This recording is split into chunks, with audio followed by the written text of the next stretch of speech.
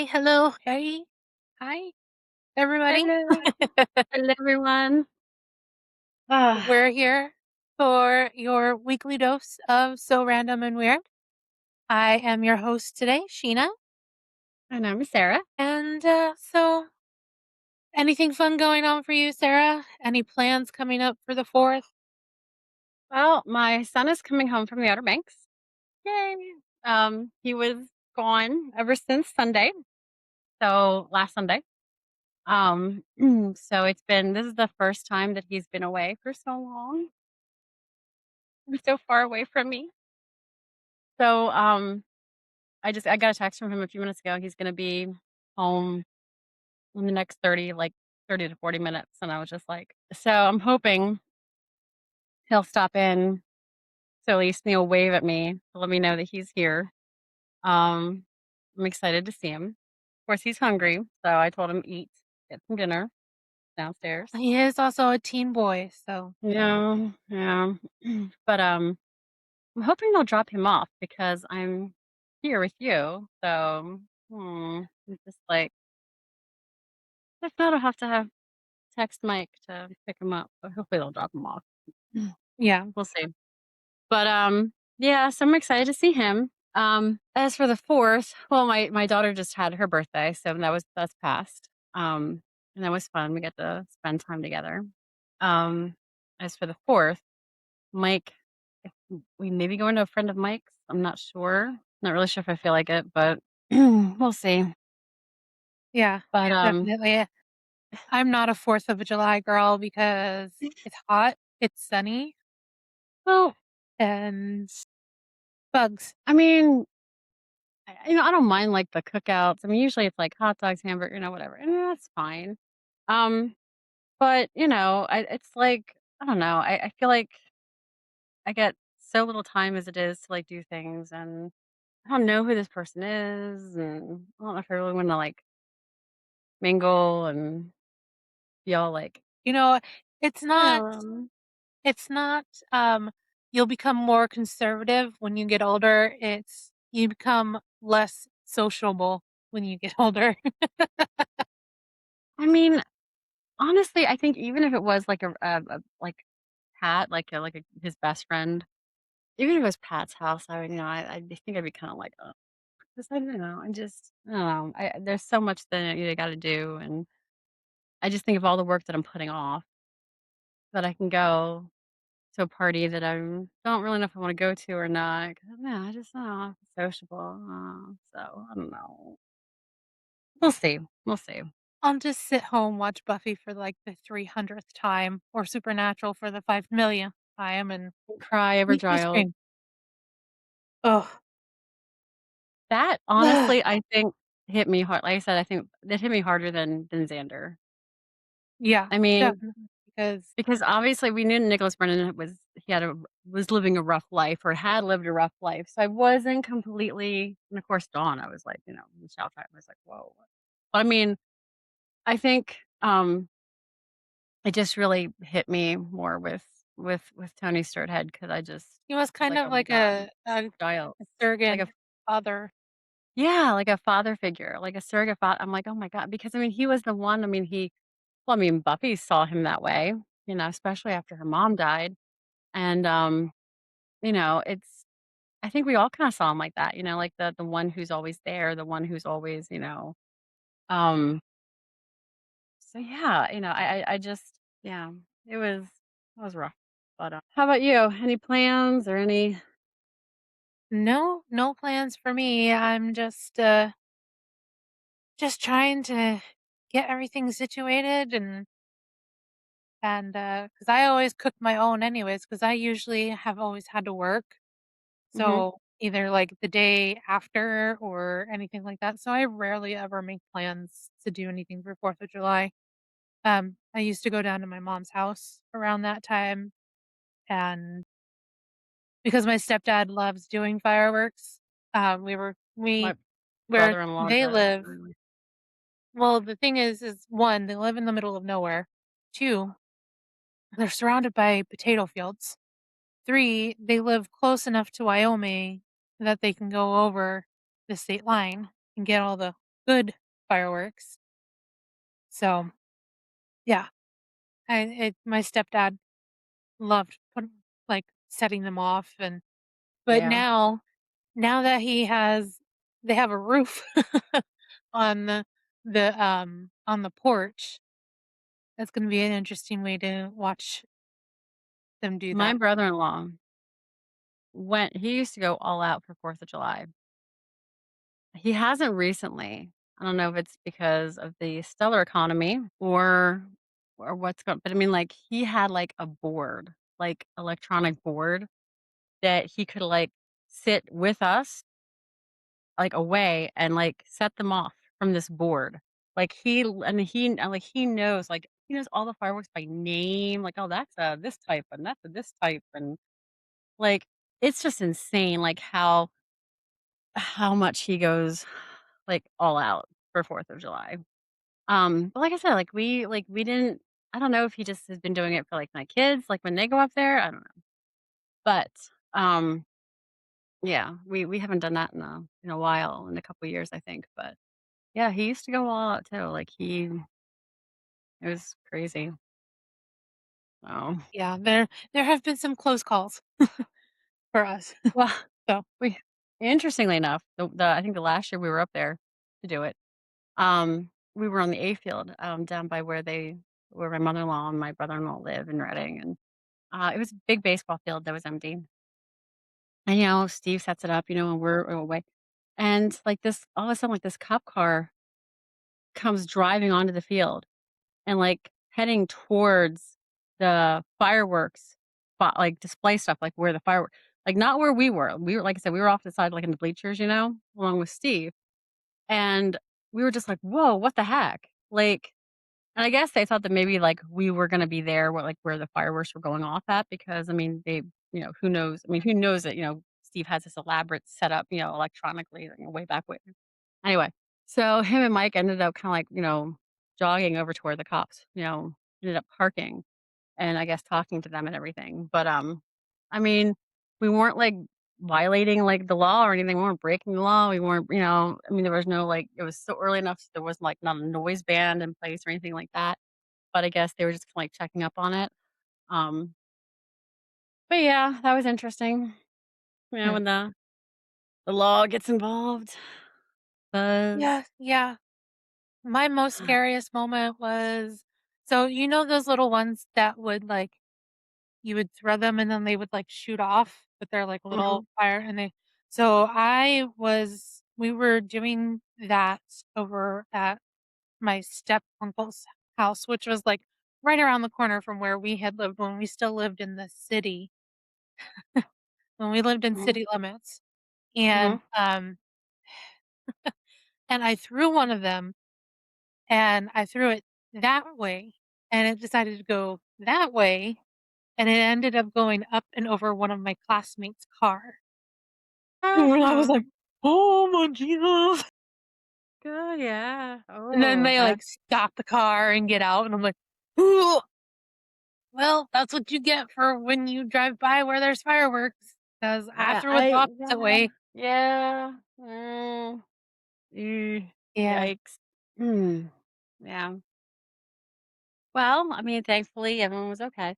I don't care, like, if people wanna do fireworks, but, I mean, I just feel like, people don't give enough space. Like, if you're gonna do fireworks, like, the big dangerous ones, like, that you go to, like, like, you see at, like, a baseball game, like, the serious ones, like, you have to create space. Like, there has to be space because you cannot set those off close to people's houses. You just can't. Yeah. Yeah. It's insane. And, The only thing is I wish that people would past 11 o'clock at night on 4th of July, no more. well, there's a noise ordinance that most towns have. I mean, there's a Yeah. no so you can, if you wanna be that person, you can, reach out to the police and say, "Hey," and honestly, I mean, people should know that. People should know there's a noise ordinance. I mean, and not be doing it at, like, 11, 12 o'clock at night because, people need to sleep. Yeah, some people do have to People go to work the next day, yeah, you know? kids are sleeping. I mean, it's you gotta be respectful. Do your fireworks, that's fine, just be respectful. I mean, that's it's not hard, you know? But then people wanna make federal cases out of it and be like, "What's my right? I'm celebrating, it's my right." Oh, well, it's your right to celebrate, but then it's also your right to be fined or whatever because you're doing it past a certain time and there's noise ordinance. So, yeah, you're right, you have the right to celebrate, but then you're also gonna get fined for it because that's the law. So, Yeah. Yep. yeah. Well, speaking about the law, I'm actually going to do true crime. So you get a twofer this month. Two true crimes. Yeah. But mine's also a bit of a mystery as well. So we are going to go to 19th century Germany. We're going to a cobblestone street in the city of Nuremberg on a warm afternoon in May of 1828. Sorry, just funny. It's a little coincidental that this is in 1828 and a book I'm writing is in the 1820s. Anyways, Awesome.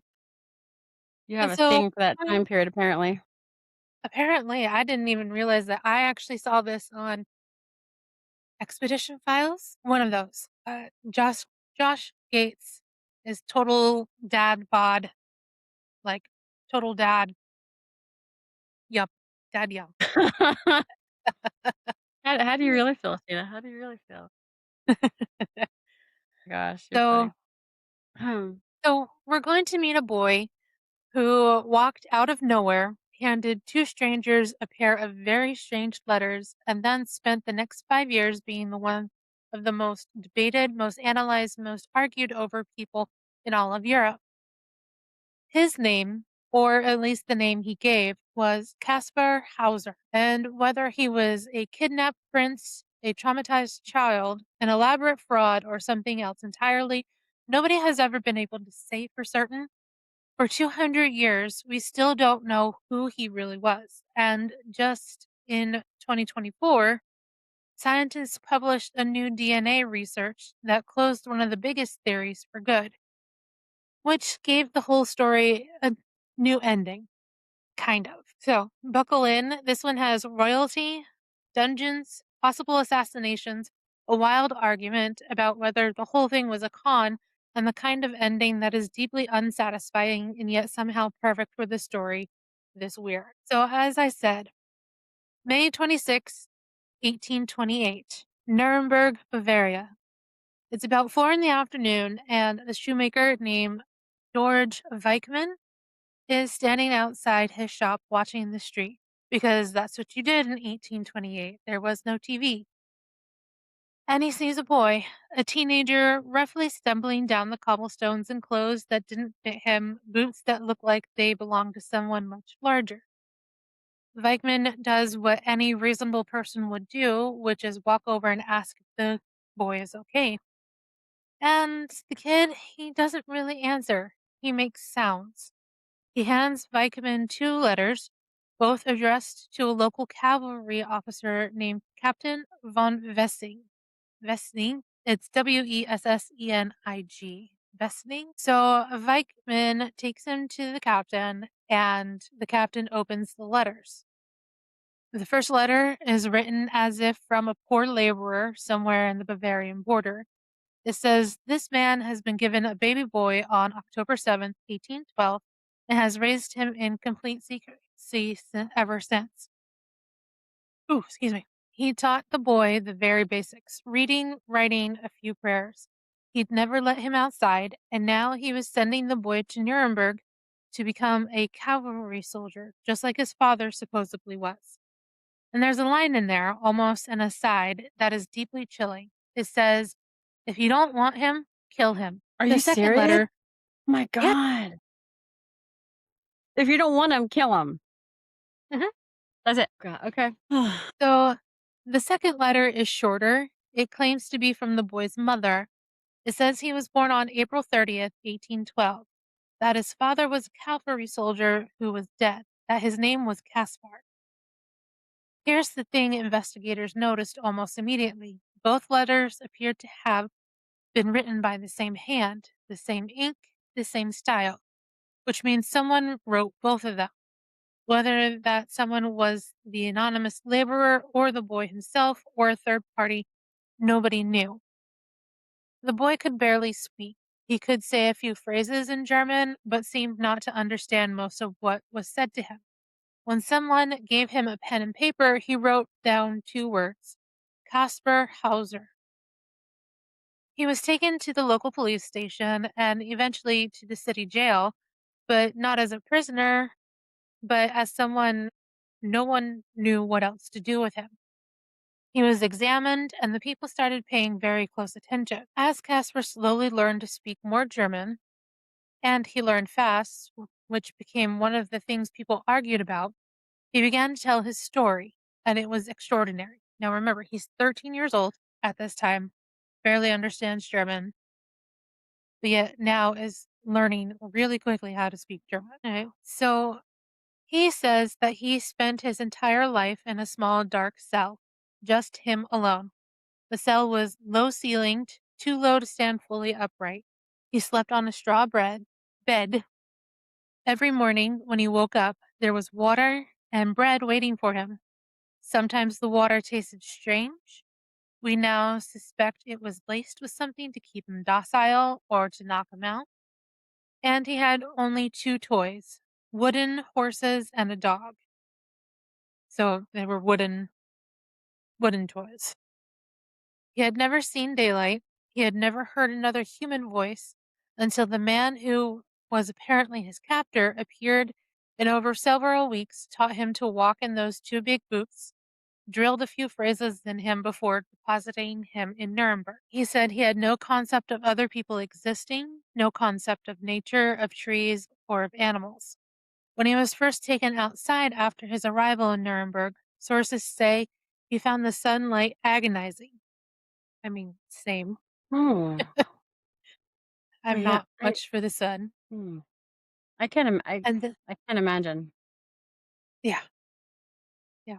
So with that, with the sunlight being agonizing, he was also overwhelmed by sound, obviously, and food other than bread made him physically ill because he wasn't used to it. Which I Hmm. mean, I kind of get that, you know, with Well, yeah. having Your body SIBO. needs to adjust to. Yeah, you need to slowly. Mm. Yep.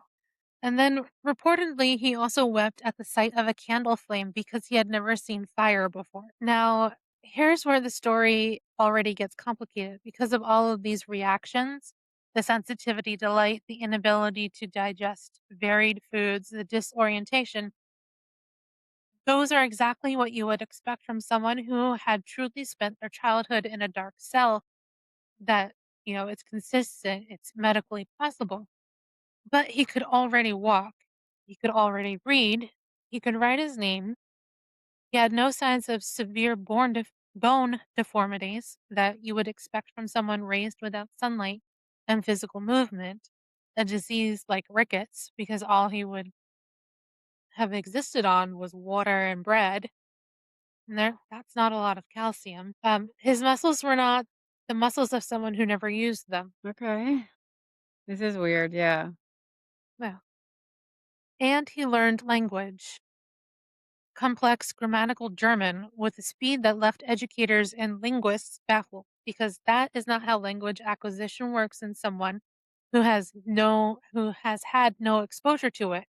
The brain has windows for that kind of learning, and if you miss them, you don't just catch up quickly. So, from the very beginning, there were two camps: those who believed him completely and those who thought something about the story didn't add up. And here's something that surprises most people when they learn it: Kaspar Hauser became a massive celebrity almost immediately. Like because he wasn't such an oddity.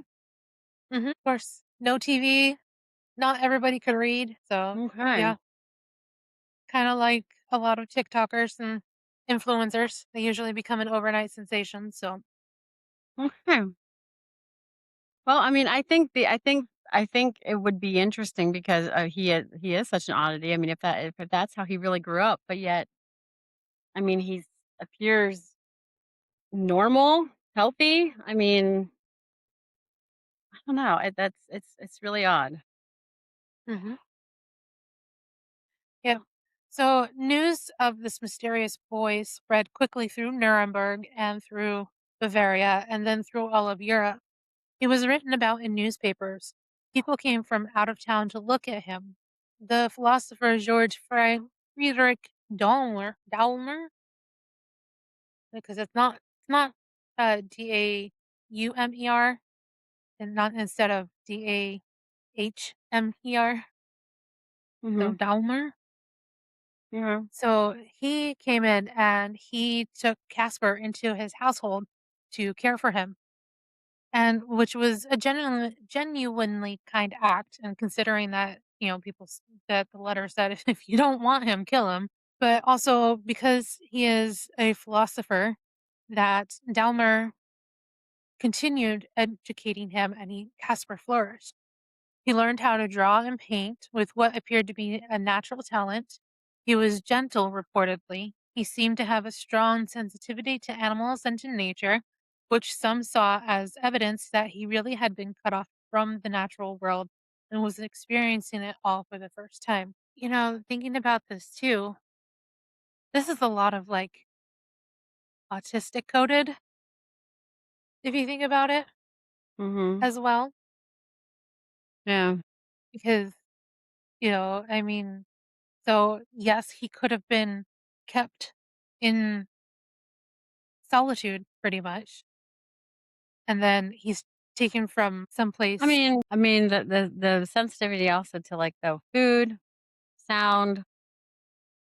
I mean, if he's not malnourished, he doesn't have any deformities, he's looking for I mean, I just I do have to question that, though. I mean, like, the stomach stuff, I like you said, it could be, like, autism because, like, they have certain sensitivities, like, they have also with, like, with certain tastes and textiles and things like that. Um, they have sensitivity to sound, to noise. Um, I don't know. I mean, something's odd. Yeah, Doesn't add up. yeah, Doesn't add up. definitely. And, uh, as somebody who is part of that crowd, I do have an affinity towards animals and the beach because the beach is, like, the only place with no grass. Yeah. Well, and like you said, the animals too. So yeah. Yeah. Hmm. So, we have the King of Bavaria, Ludwig the First. He ordered that Kaspar be guarded day and night for his protection. Think about what that means. The king of an entire country decided that this teenager wanted or warranted a royal security detail.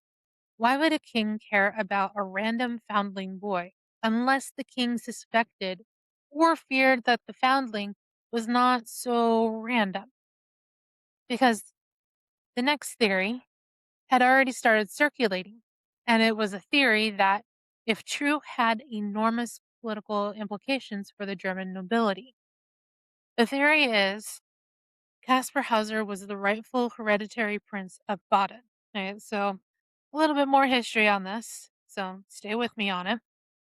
Baden was a grand duchy, a mid sized German state in which now is the southwest of Germany.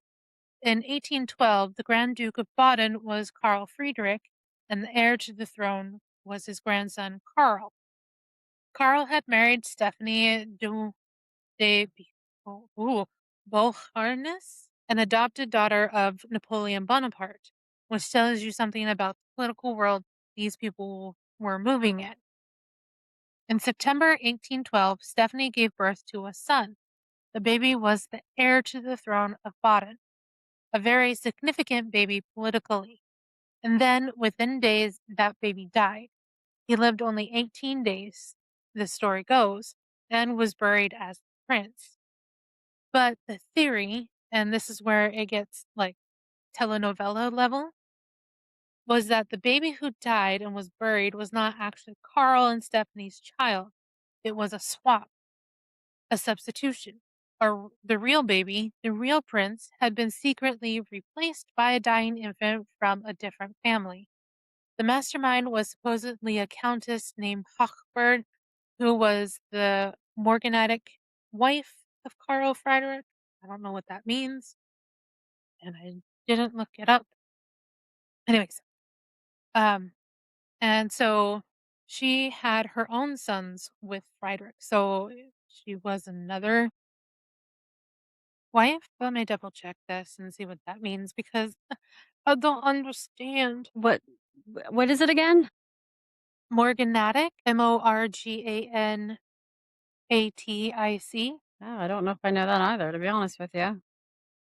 A morganatic marriage, often called a left-handed marriage, was a historical legal union between a royal or high-ranking noble and a partner of lower social status. It stipulated the lower ranking spouse and their children could not inherit royal titles or Gotcha. entailed property. Hmm. So, okay. Okay.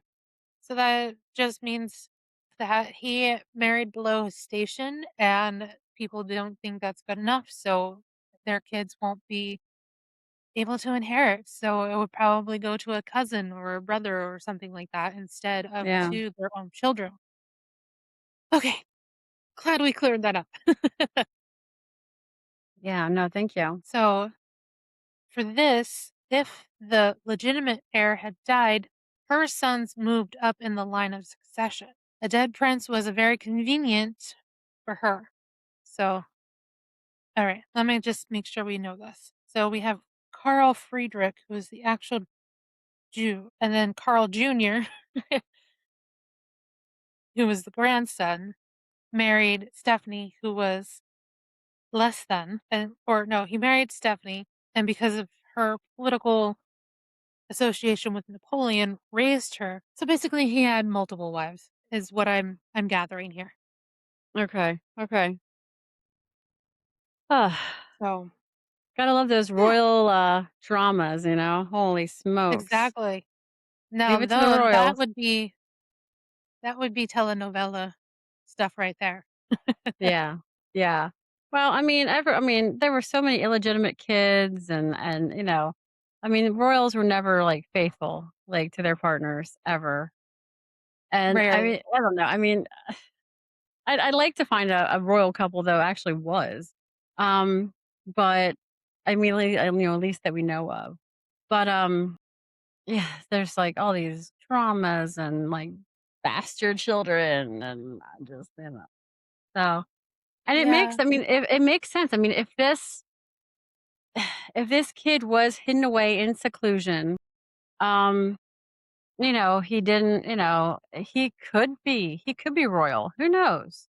Because I mean, those indiscretions, I mean, usually they didn't want them to be known about, because that would have exactly, been an embarrassment or whatever, So, and that's what they said, if you don't want them, kill them. I mean, right. it makes And both sense. letters were written by the same people, so or same hand. So yeah, yeah. So you've got this theory that he's the prince, the stolen baby who grew up in a dungeon and eventually became Casper Hauser. So, yet another mystery about him. And, as we've said, this is a very compelling theory because who knows, nobody could keep it in their pants, especially not men. So, because they had the rights to everything.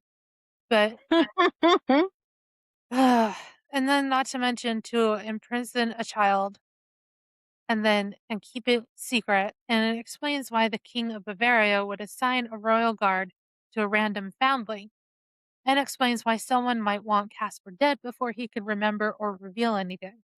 Because, yes, someone tried to kill him twice, at least. So, October 29th, about a year and a half after Caspar arrived in Nuremberg, he was still living with Dahmer, still the talk of Europe, and still being studied and debated. And one day, Dahmer comes home to find Caspar in the cellar, wounded, bleeding from a cut on his forehead. Caspar said a masked man attacked him in the dark. Nobody else saw the attacker. Caspar couldn't describe him. The authorities believed it was an assassination attempt, someone who tried to silence him before he could remember more, and then he was moved to a safer location. Then, a couple years later, Caspar was shot. He claimed an unseen attacker fired at him when he was alone in a room. Investigators found a pistol. They also found that Casper later admitted he had shot himself accidentally, he claimed, while trying to reach for something near where the gun was stored. Whether this was a lie to cover up a genuine attack or an embarrassing self inflicted wound he initially tried to blame on a mysterious assassin is, again, something nobody has. The shooting incident damaged his credibility with some people. It became one of the pieces of evidence that the skeptics pointed to. Because here's a pattern: every time Casper was allegedly attacked, he was alone. There was no witnesses, no attacker anyone else could see, no evidence that didn't rely entirely on his own account. I was just gonna Which say that. then, I was like, he was alone both times. How convenient that yeah, that happens. I don't yeah, know. That's yeah, the yeah. So then this brings us to a man called Lord Stanhope. In 1831, an English aristocrat named Lord Philip Stanhope became fascinated by Casper's case and arranged to meet him. Stanhope was wealthy, well connected, and genuinely curious. He also, as he spent more time with Casper, became increasingly skeptical. He posted a reward to anyone who could provide information about whoever had supposedly imprisoned Kaspar. Nobody could ever Nobody ever claimed it. And then he took Caspar to Hungary based on Caspar's vague memory of a few Hungarian words, a lead that went nowhere. He paid for Caspar to be housed in the town of Ansbach, continuing to support him financially. And he wrote later that he believed Caspar was a fraud. The skeptic case went something like this: Casper Hauser was a troubled young man, possibly from a difficult background, possibly with some kind of mental illness or personality disorder, who had constructed an elaborate story for attention and sympathy. The inconsistencies in his account, the convenient inability to remember details, and the attacks that nobody ever witnessed, the language acquisition was too fast, the physical health that was too good, all pointed to someone who had not spent 16 years in a dungeon. And there's one detail that the skeptics came back to over and over again. Casper was, by multiple accounts, a liar. Not sometimes, repeatedly, habitually. Small lies, large lies, lies that he got caught in. People who spent time with him documented it. He would say one thing and then deny having said it. He would exaggerate. He would shape his stories based on what he thought his audience wanted to hear. Does that mean his whole origin story was fabricated? Not necessarily. People who have experienced severe trauma and abuse often develop complex defensive relationships with the truth. The child who has been controlled, isolated, and mistreated may lie compulsively as a survival mechanism. That doesn't mean that the trauma didn't happen, but it does make the account harder to evaluate. yeah. Oh my word. So then December 1833 arrived, and whether Casper was a prince, a fraud, or something in between, he died.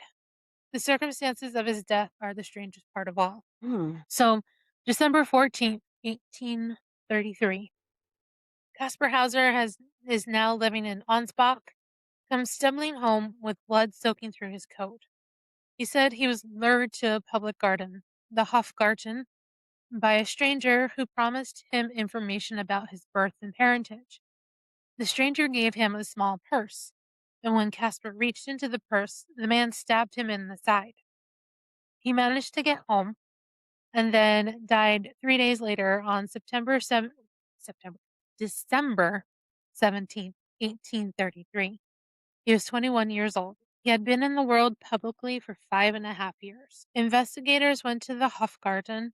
They found footprints in the snow, but only one set, Casper's own. There was no second set of footprints, no signs of a stranger. The wound itself was ambiguous. It was a stab wound, real and fatal, but it was positioned in a way that some medical examiners said could have been self inflicted. Not easily self inflicted, but possible. They also found the purse. Inside it was a note written in mirror image script, so backwards. So that way you would hold it up to the mirror and read it that way. That read roughly, Hauser will be able to tell you how I look and where I come from. To save him the effort, I want to tell you myself. I come from the Bavarian border on the river.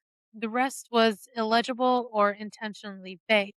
It was the kind of note that told investigators almost nothing while making it look like it was telling them something. So his tombstone in the cemetery in Ansbach reads in Latin, "Here lies Casper Hauser, riddle of his time. His birth was unknown, his death mysterious. 1833." The epitaph was written by people who knew him, people who had watched him for those 5.5 years and couldn't say with certainty who he was or what happened to him. And they just put that on the stone, which, I mean, it's sad, but also the most honest thing that's probably on a lot of tombstones. So now, for almost 2 centuries, the Prince of Baden theory refused to die. Even after Caspar died, his supporters argued that he had been murdered to prevent the truth from coming out. His detractors argued that he had finally done himself in, the ultimate con ending in self destruction. Books were written, documentaries were made, the debate became a genuine cultural institution in Germany. But then in the 1990s, science finally got involved. Yay, science! Mhm. So Caspar Hauser's bloodstained clothing, he was wearing it when he was stabbed, and it was preserved in a museum in Ansbach. It was analyzed for DNA, specifically for mitochondrial DNA, which passes down the maternal line. If Kaspar was the son of Stephanie, his mitochondrial DNA should match that of Stephanie's other descendants. Can I just say it's so weird to say the name Stephanie because it's my sister's name. Yeah. Do you remember when she would be like, when somebody's like, "Oh, I know a Stephanie," and my sister would be like, "My name is so popular." You Huh. remember that? I don't. I don't. She used to do it all the time up until about when she graduated high school. She would always, "Oh my gosh, there's another Stephanie?" And I'm like, "Dude, you get to have one of those little license plate thingies. I don't." Yeah, I know you were always kind of upset about that. You're like, "I can never find anything in my name." Yeah, trauma of the 90s for us who don't have normal names. Well, it's a trauma for my son too, because like, he wanted to find we were at Gettysburg, and he wanted to find something with his name on it, and I said, "Terry," I said, "the only time you're gonna be able to have something with your name on it is if you pay for someone to, like, engrave it with your name on it, because Yep. yeah, unless it's like a Game of Thrones toy or something."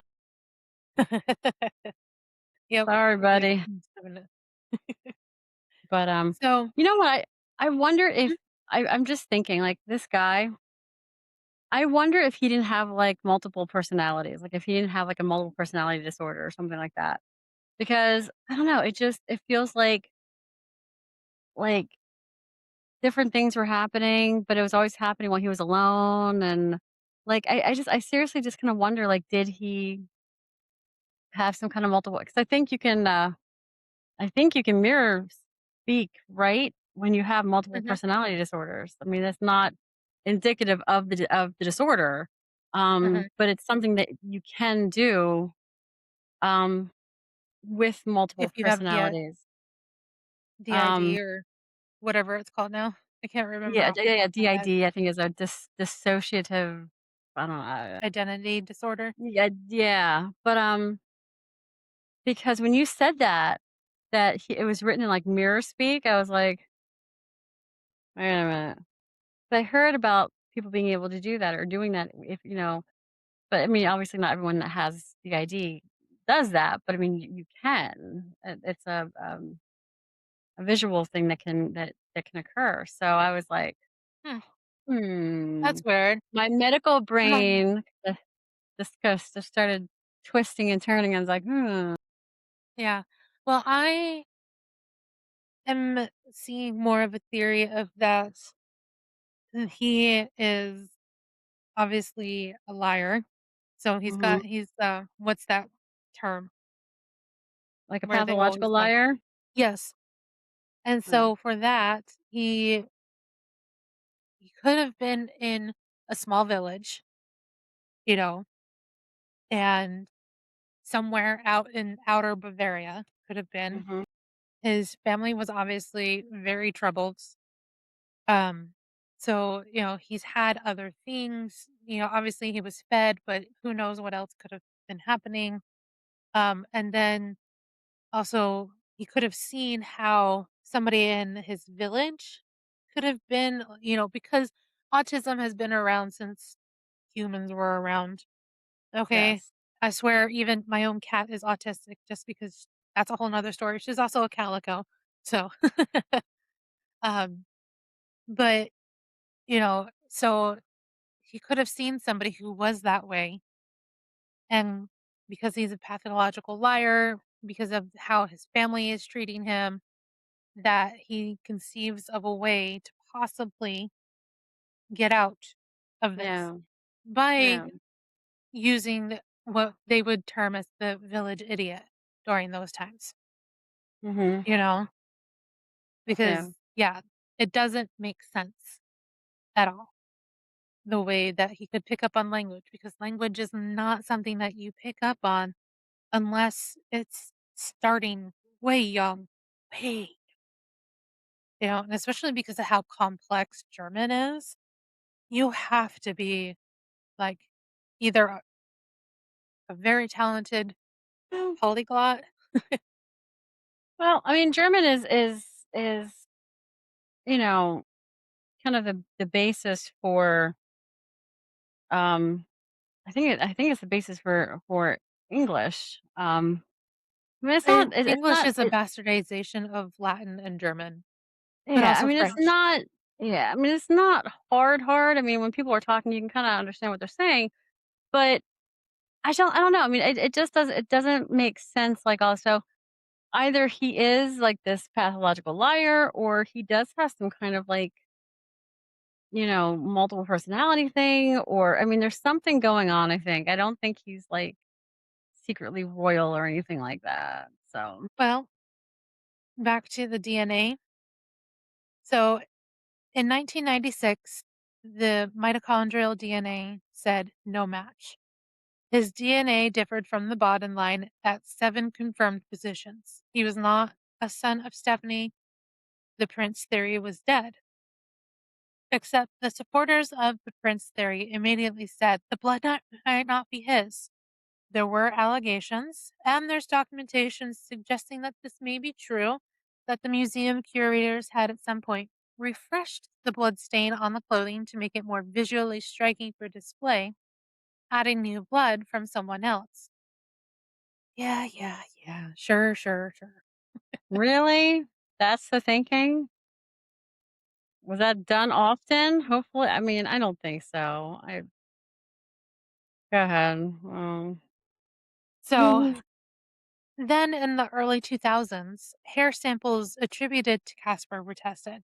The analysis produced the results that seemed to contradict the blood analysis. Suddenly, the Prince theory was back on the table, and for 20 more years, researchers argued about which sample was authentic.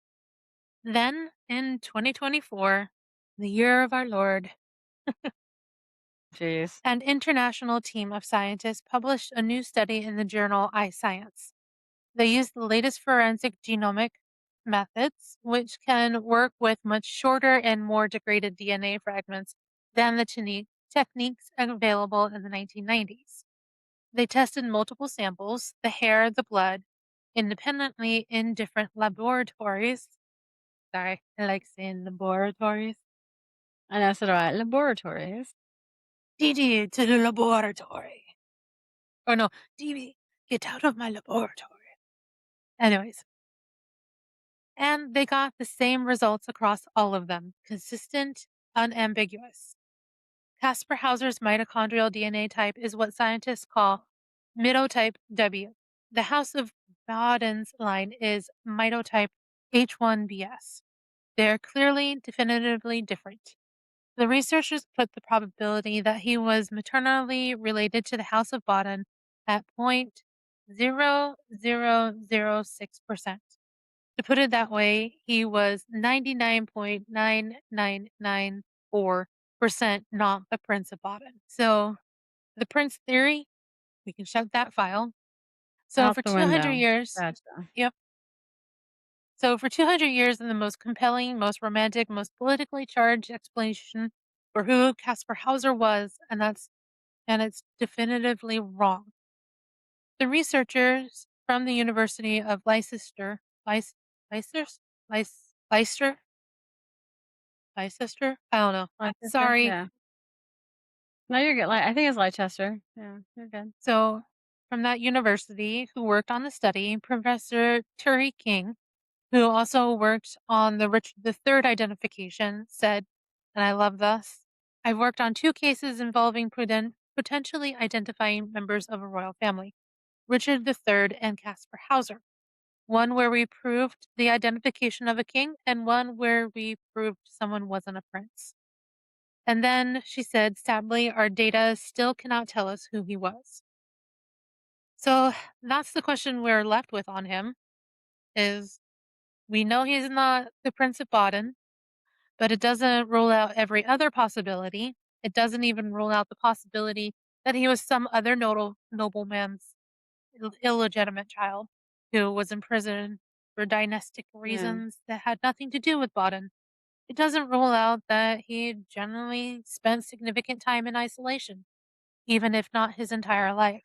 The researchers themselves were careful to say this result is not evidence that he was a fraud.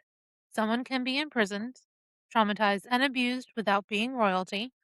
The crime against him, if there was a crime against him at all, doesn't require a prince at the center of it. So, with this, they now have this thing called the Casper Hauser syndrome. And yes, it's named after him, which refers to the developmental effects of severe childhood social deprivation. The fact that his name is attached to a recognized medical phenomenon tells you something about how seriously the medical community took the possibility that his account had basis in reality. His body did show scars. His early behavior was genuinely unusual. The people who spent the most time with him, Dahmer, the legal scholar Paul Johann Feuerbach, who published a book about the case and called it a crime against the human soul, believed something terrible had happened to this boy. And then there's the other possibility that Caspar Hauser was a deeply troubled young man who built a story out of whatever he could find, who wanted to be someone, who chose the role of mysterious foundling prince because the alternative was being nobody, who told so many lies that even he may have stopped being sure which parts were real, whose death was either the final act of an assassination or the final consequence of a lifetime of performance. I don't know which one is true, and like I said, I think, that yes, of course, he went through trauma. Who did it, why they did it, don't know. But I feel that because he left at the age of 16, that's long enough to know a lot of things. And also, like I said, he probably took inspiration from things from around him in a small little village. And then when you go from a small little village to a big, big city, everything's going to be overwhelming sounds, And of course, he could have been hidden away in a room at a year before where that I had no light, you know, and that could have caused his issues with the sun, or if he's like me, just bright lights bother me. So, who knows? The one thing that we can specifically say is that he is not the Prince of Blood. Yeah, I it's like one of the it's so mysterious because it's like, if he's not this person, then who is he? Why why did we do all that? Like what, what's the like what's going on? Like what how it raises, I think, just so many more questions. Um, you know, but people Yeah. like pretending to be royalty, let me tell you. Well, yeah. I mean, that's one of my favorite rabbit holes. Is I'll be watching something and I'm like, oh, let's look them up, and then I'm like following down their genetic line. Everybody that's on Wikipedia, going, oh, oh, oh, you. Oh gosh.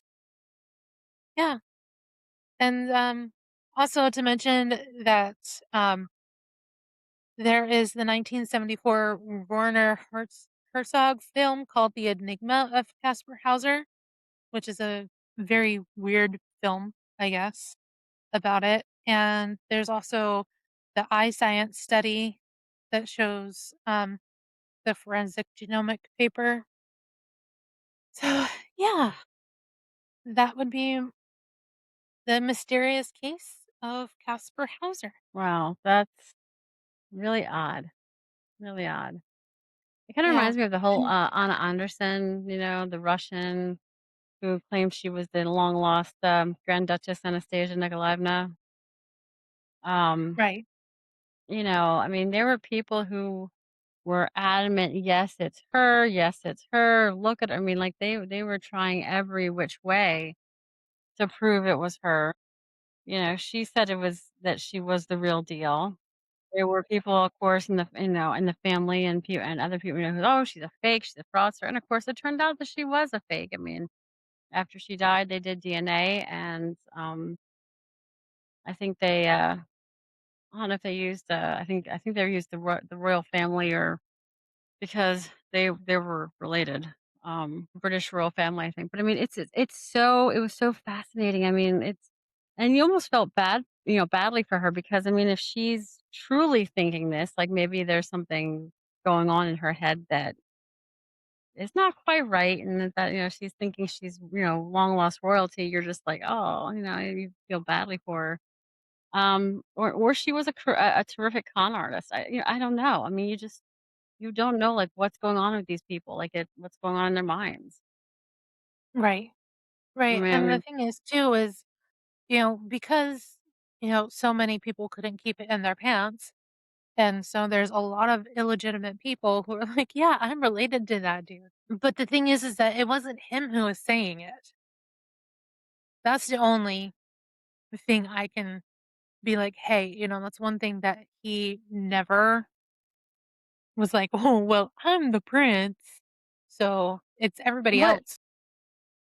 did he know who he like, did he know, like If he did, there was nothing to say who it was, and yeah, so there's really nothing else, and I mean, barring that they probably dig him up to get any more DNA, so nobody's gonna he really know, so he had no clue who he was. or he didn't say who he was.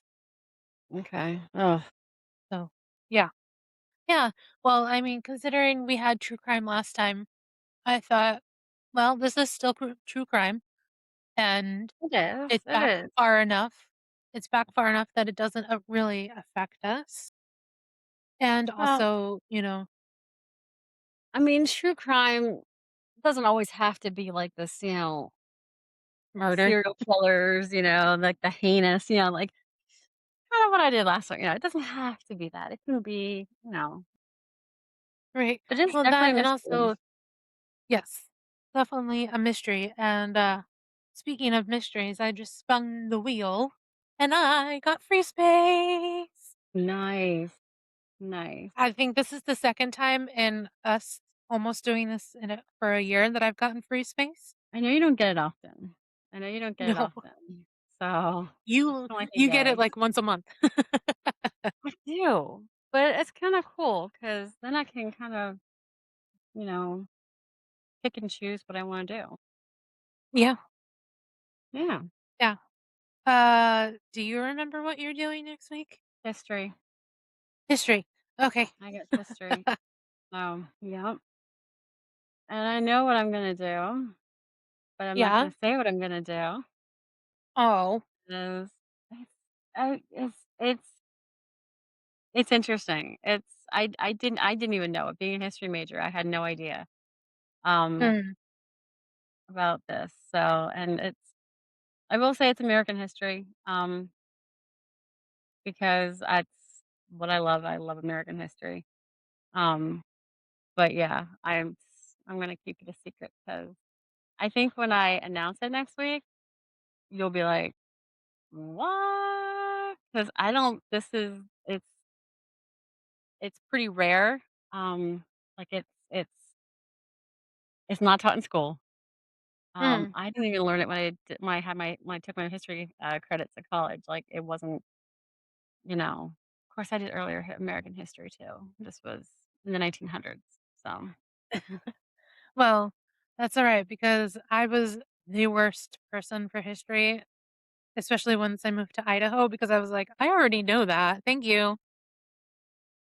well, I mean, I love history, but I mean, I am not a like, I love American history up until a certain time period. I'm not, like, a huge, like, modern history fan, and I do like ancient history as well, like, in European history, but this is Right. actually kind of a little bit later in my it takes place during Prohibition, so it's actually a little bit later than, Oh, um, what I usually go for. I usually go for, like, early American history, but I read about this well and I was like, "That's fascinating."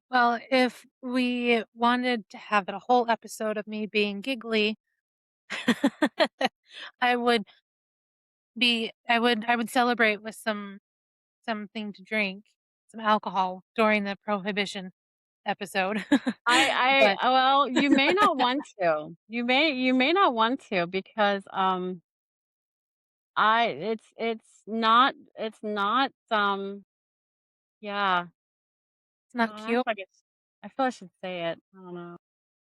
Does it have to do with any denatured alcohol or wood alcohol? Well, no, it was, our government poisoned alcohol Mhm. Yeah, yeah. and, which I never knew, and it killed thousands of Americans, and, like, I didn't know it. I didn't know that had happened, so I didn't know. I mean, had you ever heard about that? Yes, Okay. yes. I've So heard some I've things. I've watched way too much stuff because I yeah. have no life. I don't have kids. So when I get home from work, when I do have a job, I usually come home and put on like history or I'm rewatching Buffy or Supernatural or watching Top Chef or watching The Traders. So, or trying to write a book or create the best candles ever or soap or anything like that. So, Well, I had no idea that they had gone to such lengths. Um, and so when I was looking through, because I wanted to do something that maybe not a lot of people have heard about, um, and I I was like, "Oh, I didn't even hear about this." Not that, I would know everything about history because I don't. But, I was like, "Oh, okay. Well, I'm gonna check this out," and just kinda reading about it, I was like, "Oh my god, like, I can't believe." Yeah. So I thought this is interesting and, hopefully not, hopefully it's interesting to people who listen next week. look Um, at you getting into some dark history. I'm rubbing yeah. off. Well, I was looking like I said, I wanted to look for things that, not just like, oh, people know about, the Depression. People know about the Dust Bowl that happened. People know about, Civil War. And I wanted to do something that maybe was not really talked about a whole lot in schools and stuff. So, Yeah. yeah. So I can't wait to hear that next week. And so, um, go ahead and leave us a review wherever you listen. It generally helps more than I can explain or know about. You can find us on Instagram. We have TikTok, but I'm still trying to figure out how to post from computer to TikTok. Uh, Guys, I'm 42. I can do most things, but then there's times that I'm just like I don't know what I'm doing. So anyways, we're on Threads and Facebook at So Random and Weird Pod. And until next time, stay curious, stay weird, and maybe double check the person that you're talking to is who they say that they are. You know, just in case. We love you guys. Love you too. Bye. Bye.